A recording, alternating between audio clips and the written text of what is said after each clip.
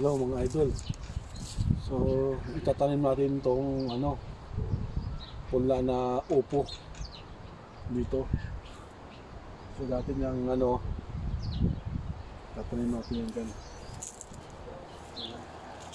Bubunutin ko muna itong itong dating isa na pala yung pagawin ko ito mamaya.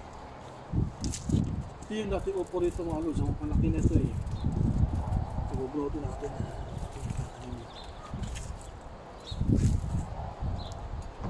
Stop to.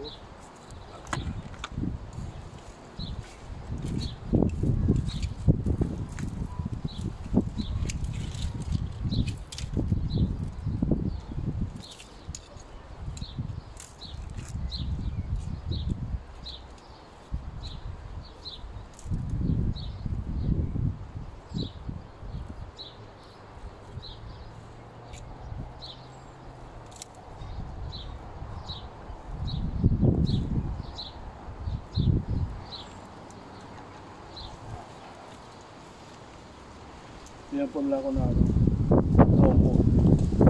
Upo na siya. Pila tayo dyan.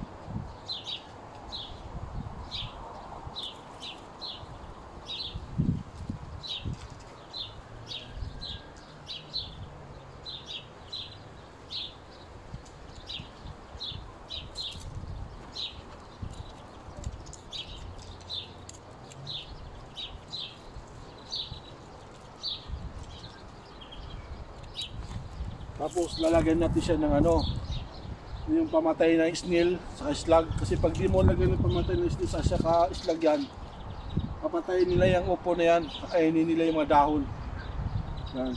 Tsaka niligan ko ng skin na ganito. Ang purpose nito, para hindi naman siya kagagkain ng mga ibon. Kasi makukulit yung mga ibon, makukulit. Yan ang purpose nyan yan. Yun yung mga lods. Isang puno lang yan, pero maraming makikinabang. Dami yan. Dati yung unang puno niyan, pati lumano sa kabila, pati yung kapitbahay, makikinabang din. Mula rito yan, hanggang doon sa kabilang, hanggang doon sa dulo ng bakod ko, ang lalatayan ng ng upo. So, yan. Ito, gagawin ko na naman to. Bumili ako ng mga galtong stick eh. Doon sa kagabi, kaya gagawin ko to. Babaguhin ko lahat yan, para medyo matibay siya. Ito naman yung ng mga sitaw saka palya. Yan yung mga loads, update ko kayo.